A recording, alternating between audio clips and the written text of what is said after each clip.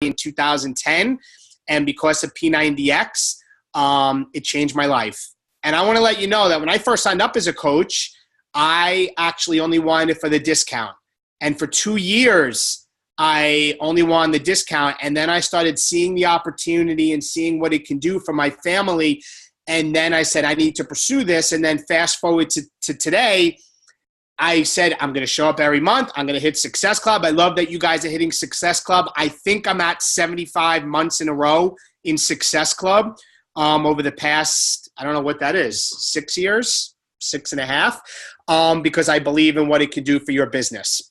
So to start about a couple things, I want to let you guys know this call is not about me coming on this call. This really is about each and every one of you that took the time to go away from your families and be here, and for Devin and Melanie to lead these calls. This is not about me. And I want to let all of you know, and I tell everybody on our team, and I tell all the coaches that I truly love our team and I love all of you, and I believe in the potential that you have within all of you guys.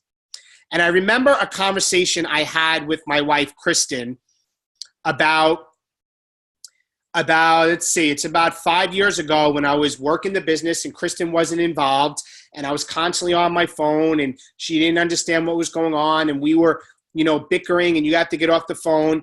And I remember having to sit down with her in that moment. And I remember, Dad, how much time do I have, by the way? If I go 20, 25 minutes, am I all right? Okay. And I remember looking at Kristen in the eye, and I'm like, this business, I know it can change our life. And I don't know how, but I see the opportunity in the lives that we can make. It's changed our life physically. And I feel that we had this little team. My coach quit early on. I had no help. And I said, I think that I know this business can change our life. And I had her right early on, which I need to tell with you guys is you have to have the vision very early on. You have to understand that everybody has sight, but not everybody has a vision. And the last time I checked, having a vision is free. Right? And I had the vision with Kristen early on and told her that. And what I've realized that it all came back full circle, because if it didn't start with the little belief early on, that in fact, I feel we wouldn't be where we are today. So this call, I really want to empower you to have faith over fear, to be successful, to understand what's going to take, because I can hear already based on what I was hearing, the amazing things that's going on. So let me ask you, by a show of hands, how many people are saying with 100%, 120% certainty are not where they want to be in this business? Like, be honest. You're not where you want to be with this business. So I'm here to tell you that you are where you are in this business because of who you are. And what I mean by that is people say, David, I want to make this to be a six-figure business. I want to hit Success Club every month. I want to be an elite coach. But that's what we say with our mouth. That's what we say with our mouth. That's not who we truly are, because you get out of life what you do. We don't get out of life what we want. So if we want to be successful, we have to be doing what, in fact, we say we want in our lives. We are where we are because of who we are. So I remember early on in my business that I was waiting for my coach that I had for a short time. I was waiting for him to free me and to say, David, this is what you need to do to be successful. I was waiting for my coach to free me to say, David, this is the coach basics you need to take. I was waiting for my coach to free me to say, David, this is how you handle objections. David, this is what you need to do, or these are the events I need to go to. And I finally realized it wasn't that they needed to free me, I needed to free me. So I'm here to tell you that in order for you to get to the next level where you are in the business, it's going to have to come to the point where you're going to have to say, what classes do I need to take? What books do I need to read? And you're going to have to free yourself. Because what happens is, if we constantly play the victim mentality, we don't know when our last day on earth may be, and you may hold yourself hostage for the rest of your life. Truth. So you really need to understand that it's on you 100% to free yourself and not rely on other people. Because once you take ownership, my goodness, once you take ownership, everything will change for you. So now I want to go back a little bit to a couple of things about my life. Early on, when I was 12 years old, I loved the game of baseball. I played it every single day. I had dreams of going to the major leagues. And I remember going to my mom and dad, and I wanted a batting cage in my backyard. And I wanted to get a pitching machine like the net with the batting cage when you go, and I wanted to get hitting. And I remember going to my mom and dad, and they said, David, I said, I want to get this batting cage. And they said, David, you realize how expensive that is? Like, that's a few $1,000s. You know, you're going to have to save up for that. And I want to share the first thing that I wrote this letter to, let me find it here. Hold on one second. I wrote this letter to my parents. Let's see if it allows me to do it. Here we go. I wrote this letter to my parents when I was 12 years old, and it said, I, David Atkins, say I can save up for a pitching machine. I believe in myself. Signed, David Atkins. And my mom saved that. And at that time, I said, what can I do at my age then to save up for this money? So I got a newspaper out. And I went out 7 days a week, and I would deliver that newspaper in the rain, in the snow. I'd have to go up, and I'd have to try to collect money because the newspaper, the way you got paid is I had to physically go collect the money, and people would say no, and people would tell me to come back, and people wouldn't tip me, and I would have to show up even days when it rained and I didn't want to. And little did I realize at that time how it played in life, because I'm very big about the process in life that I went through. Not about the outcome, but about the journey and what I've learned.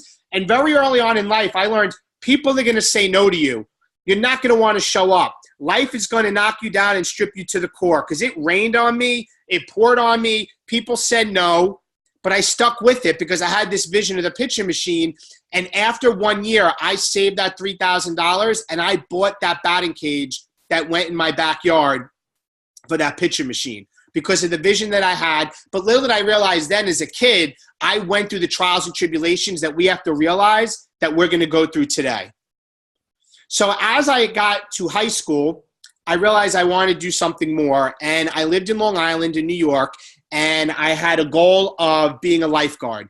And for those of you that know Long Island or don't, the North Shore of Long Island is the Long Island Sound. And the South Shore of Long Island is the ocean. So the Long Island Sound's kind of calm.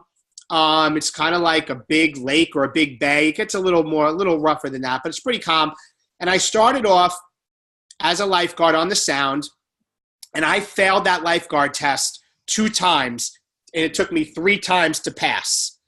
And I realized, though, again, I had the vision. I had to keep showing up to pass that lifeguard test. And I worked on the Sound for 3 years.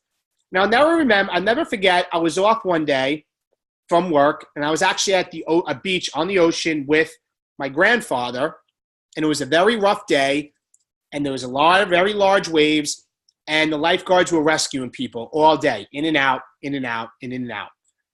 And I remember that my grandfather, he looked over at me, and he said, David, those are the real lifeguards.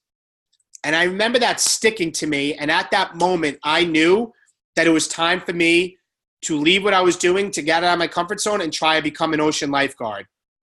And I knew somebody that connected with me with the chief of lifeguards of Smith Point Beach in Long Island, which is like some of the top lifeguards in the country. Nobody's ever drowned there, and I wanted to train with them. And I called and I spoke to the chief, and I said, hey, I want to be an ocean lifeguard. And he said, David, if you want to be an ocean lifeguard, you need to come here every morning before your shift, and you need to train with my men. And I really can't describe on a call, but every morning I would go there before lifeguarding. We'd run 3 miles on the beach. We'd swim a couple hundred yards. We'd run up and down the dunes, exhausted, and then we worked. So the time came when I finally was about to take the ocean lifeguard test. And I remember pulling up to the ocean, and I remember getting out of the car in the parking lot, and I just heard the roar of the ocean. And I'm like, you've got to be kidding me. Like, the last thing I want to do is take this test, which is a few hours long, and have it be rough. And I get to the ocean, and I'm going to share my screen again, and I come up over like the embankment, and I look, and the ocean literally looks like this. Like, the waves are crashing far out. I'm like, there is no way that, in fact, I'm going to be able to face that. I was scared. It wasn't what I was expecting for lifeguarding that day to take the test. I showed up, I checked in, and they write your numbers in this black permanent marker on your shoulders, right? On black permanent marker, and they pair you up with somebody. Because the way the test works is you play the rescuer and the rescuee. So many parts of the test, you swim out, and I'll talk about the first part of the test. You swim out, they have this buoy floating past where the waves are breaking. It's probably a good 50 to 75 yards out. You have to swim out, and you're swimming through the breaker line. You're diving through the waves. You swim out, and as soon as you get there, your person that's going to rescue you is right behind you. And what happens is they rescue you in, and then you immediately reverse the roles, and now you play the rescuer, and then they are the victim. But it happens fast. You're always swimming. So this is what happened right away. They pair me up with another guy, and literally this is the guy, I kid you not, well, not the exact guy, but this is the guy they pair me up with when I take the test. He looks like this. And I'm literally like, I'm about 5'8". I'm about 120 pounds soaking wet. And they paired me up with like this guy that looked like Hercules. And the fear kicked in. And the anxiety kicked in. And I said, I'm not going to be able to do this. And how am I going to be paired up and rescuing this guy throughout the test? So the first part of the test, he swam out. As soon as he started swimming, they blow the whistle. I'm swimming out. I reach him. I put him on his back. I put my arm over. I'm behind him now. I put my arm over his chest, and we do this side stroke. I bring him all the way in. And then what they do is when you get where the waves are breaking, you have to hold on to him, and you have to pick the person up, put them on your back with their arms hanging over you. You got to walk them up the beach, and you have to lay them down. If you drop the person, if you cannot get him out of where it's breaking, you're done. You're out. So I went through the waves. I was able to get this guy on my back. I dealt with some waves crashing on us. I didn't drop him. I brought him up the beach. I lied him down. You put him in a position to get ready for CPR. And as soon as I put him down, the whistle blew, and now I'm swimming immediately out for him to rescue me, and he's right behind me. He gets to me, and he brings me in. He gets to the breaker line. He picks me up. He drops me. He picks me up. He drops me. He picks me up, drops me. He puts his hand up. He quits. That day, about 77, 76 guys took the test, and about 8 passed. And I was one of the 8 that passed that day for the test. But this is what I'm telling you guys and how this is in life. You're going to have fears. You're going to think the monster that you're facing you're not going to be able to do. You're going to think that there's no way this is going to happen. You're going to get knocked down. But I realized through that journey, when I think about that journey, that this with the business is you're going to get knocked down. You're going to have to face your fears. You're going to have to do things that are uncomfortable. And at times, you're going to have to face somebody that look like that guy and realize that if you have the vision and you have the drive and your why is big enough, that you will achieve it. Because at that point, what my grandfather said to me stuck with me, and I want to have a bigger desire. I want to have a stronger impact in people's lives each and every day. So I did that, and I ended up working at Smiths Point Lifeguard for the next 3 years, which took me to college. In college, freshman year, I was horseplaying around with a bunch of guys in a dorm room, and I ended up banging my head on a concrete block, pretty much knocked myself out. And I'll never forget this one guy that came in the room, brought me some ice, and I met him at the time, and his name was David Brinkerhoff. He went by Brink. And I met Brink that freshman year, and we became the best of friends. Brink and I ended up rooming together in college our sophomore year. We ended up working at Macy's together because I wanted to work in security. I was working in Macy's to pay my way through school. So I got Dave a job, and he also worked in Macy's. Dave and I pledged a fraternity together through our sophomore year, and we pledged a fraternity together, and we were fraternity brothers, where junior and senior year of college, we lived together. We had rooms together. We became EMTs together and rode the ambulance together, and we were such good friends that the normal requirement to be to ride an ambulance is you have to have 3 people in an ambulance. And we took the extra training so it can just be him and I. I'll be honest, Dave and I did everything together that people thought that we probably were a couple at times. I mean, we literally were, he was my second brother. We lived together, fraternity together. We did security together in Macy's. We pledged a fraternity together, everything. We both had a desire to be in the police department.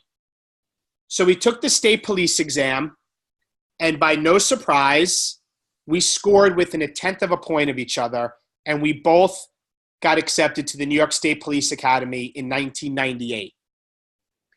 And after that, we got assigned to different places, but we stayed the best of friends because Dave and I were in each other's wedding parties.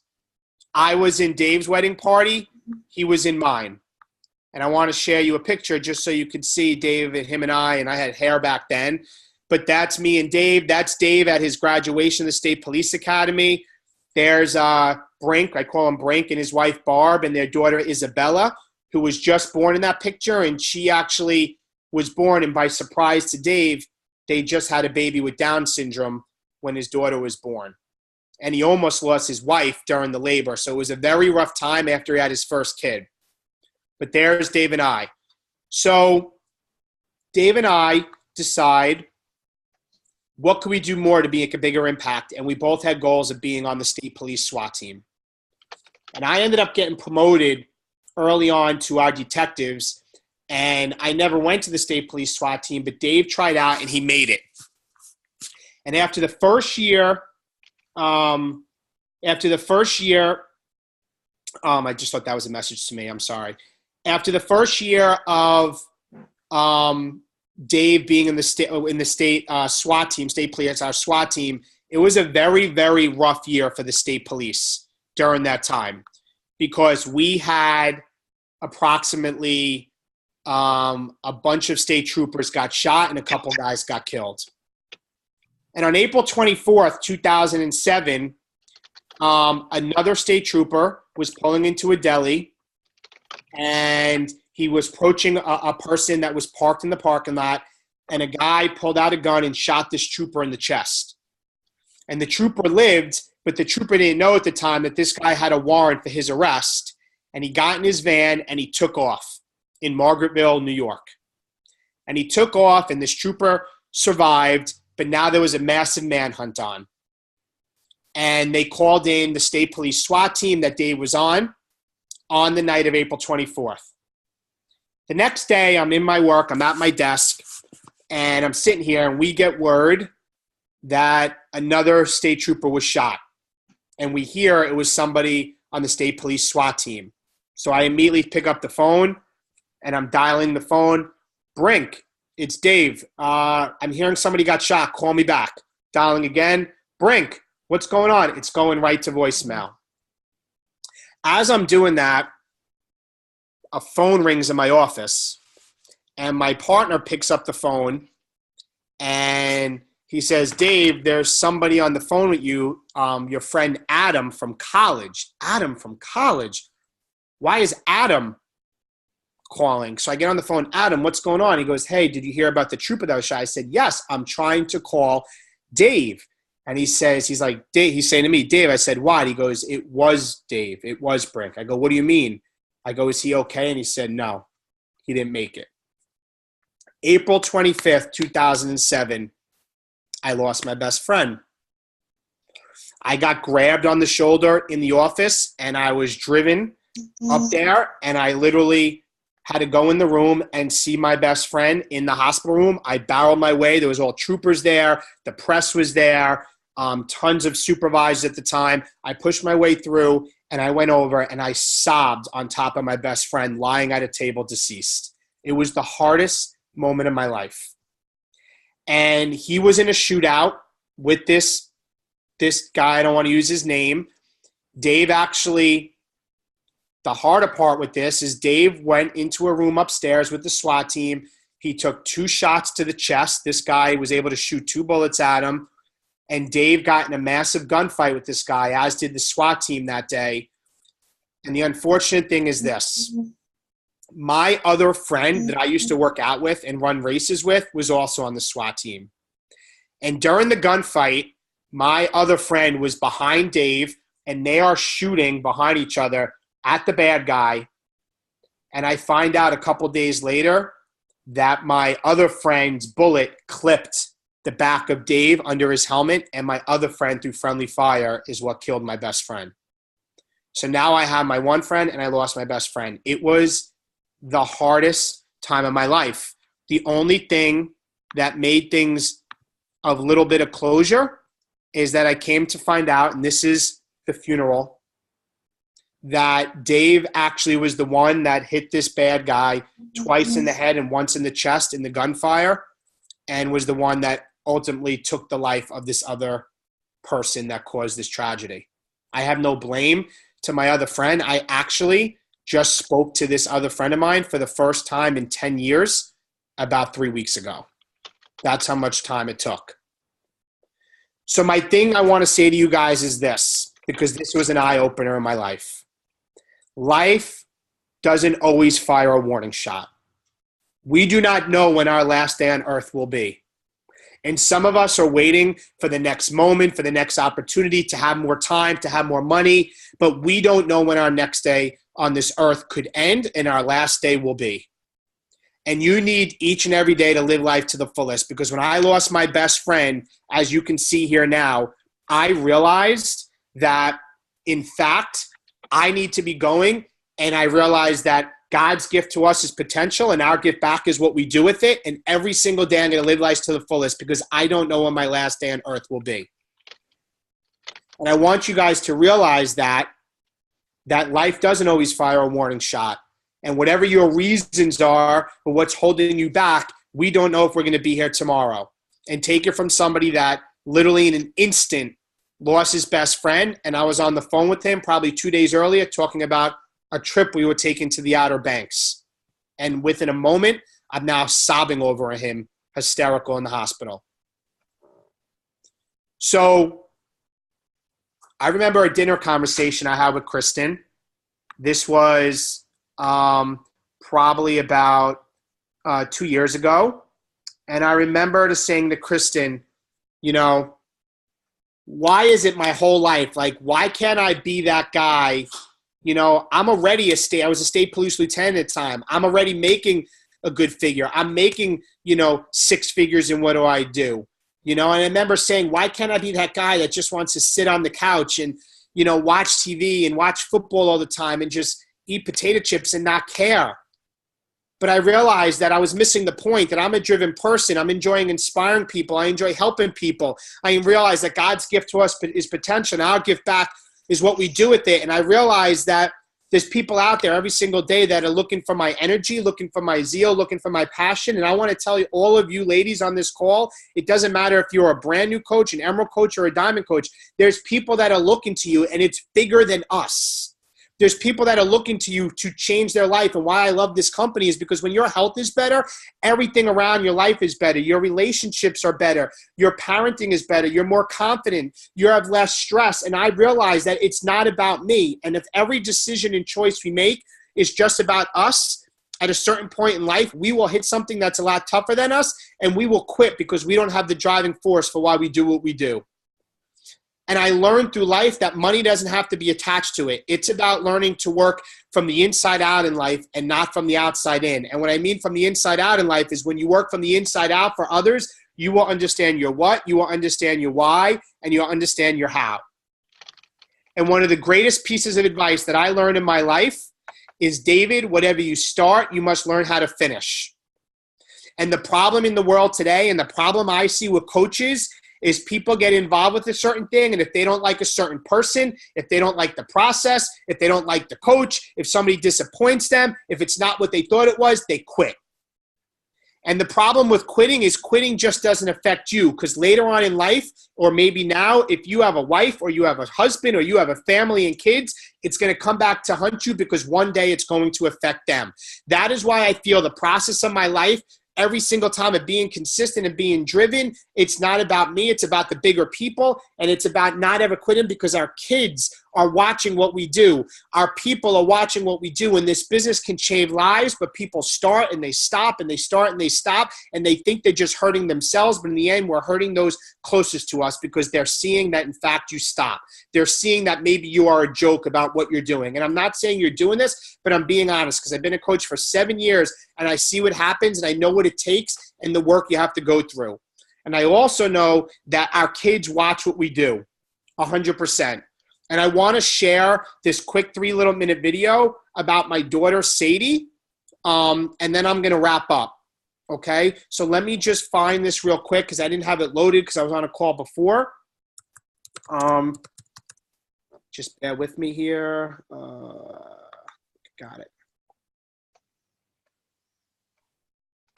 Okay, so let me share my screen here.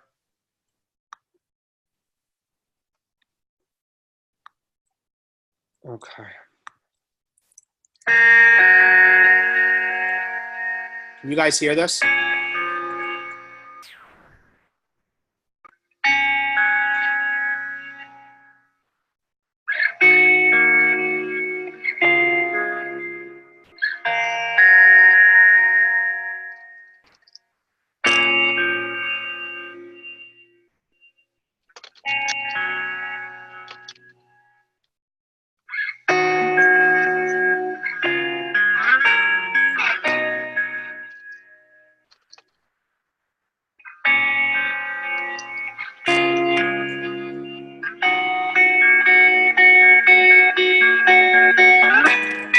So we can always push ourselves and get stronger.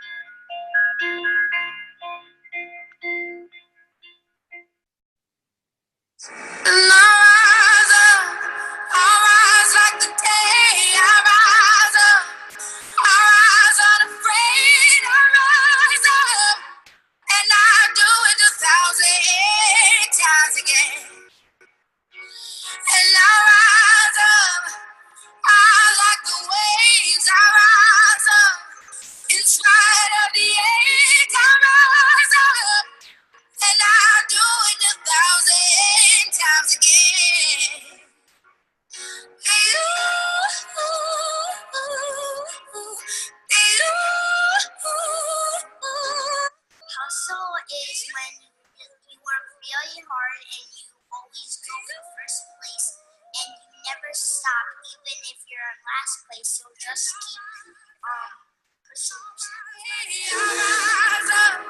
I'll rise unafraid, I'll rise up, and I'll do it 1,000 times again.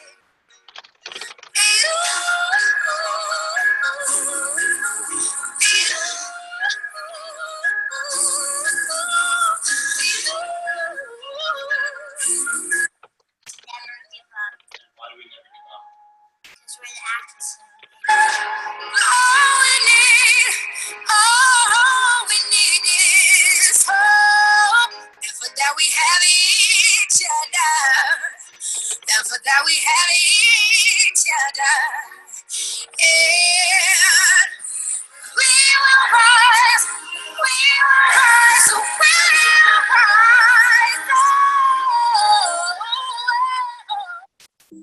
So let me stop the share here. Oh, there we go. So I want to share that with you guys because I want you to understand that everybody watches what you do. And life is bigger than you because my daughter, little did I know, is watching what we do about never giving up and facing adversity. And she driven. And that video was a year ago. She tried out and made one of the top hockey level teams. She plays with mostly boys, and her skating now is night and day from that video in another year. And she's in the playoff run like presently as we speak. So I want to let you know that This business can change your life. It's changed my life. I would have never thought that it would have gotten me out of debt. I would have never thought that Kristen would be able to walk away from her job. I would have never thought we would have built a team of almost 2,000 coaches. But it started with when I was 12, but it started with the conversation I had with Kristen, with the vision that I had. And if you have the vision, I want you to start acting like that coach you want to be, because your thoughts become your beliefs and your beliefs become your reality. Okay? Remember that. Your thoughts become your beliefs and your beliefs become your reality. And every single one of you, right, but between a stimulus of what happens to you in life and about the response that you take every single day, the most powerful thing is the choice that you have. And that choice that you have is what will lead to growth. And that growth is what's going to lead you to success. All right? And I understand it's lonely, and I understand it's hard, and I understand this is a business that we're by ourselves, but I'm here to tell you it's what you do in the dark that will come out in the light, okay? It's what you do when nobody's watching. And just remember that as hard as life is, that the stars shine brightest in the dark, right? We all go through rough times. You know, I had a very rough patch a couple months ago when Kristen was away, and I know Melanie knows, and I believe Devin may know a little bit, that I went through a very rough patch mentally because I was going through a shift from lieutenant to captain. I was feeling burnout. I was struggling. I started going through my mind of quitting again, but I realized I invested too much in my life, into my family, to ever give up. So I embrace things of happiness and joy. I embrace meditation every day. I'm constantly learning. So I want you guys to embrace the process, understand you're going to face adversity, understand you can have a vision and to go for it, all right? And to find somebody that has what you have and do what they do. All right, guys, that's all I have for you tonight. You guys can hear me? Yep. Melanie's going to close us out really quick. Dave, oh my gosh, like you made me cry. Like I was crying the whole time. Stop doing that. I didn't know you were going to make us cry, okay? What?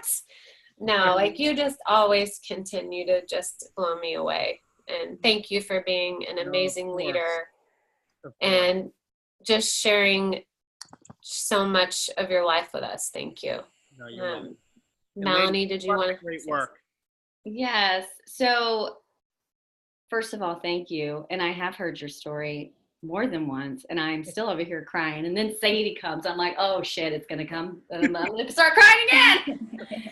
So, but you know, and it's just a reminder for all of us. Like we all have a story. We all are people, and we all have darkness, and we all have the same opportunity to turn that darkness into light. Right. And the people that we are meant to help need us. They need us. And so, you know, do yourself a favor when you hop off the call tonight. You know, sit down, take a piece of paper and write down your impressions. Write down those things that really like struck a chord in your heart, and use that as you grow and as you continue forward. And just trust that, you know, if somebody like Dave, who's been doing this for 7 years and who's already had that mindset as a 12-year-old, if he comes to that place in himself where he says, oh my gosh, like I can't do this anymore, you know, I want to quit. Just trust, if you're doing this long enough and you're growing and you're achieving those milestones, that's probably going to come up for you too. And the important thing is to always come back to your why and remember why you're doing this, and just don't give up. So thank you guys so much for taking time out of your lives tonight to join us on the call. And I'm just really excited to see where this journey takes all of us. So thanks again, Dave. Have a good night, you guys. Bye. Love you. Bye. Bye.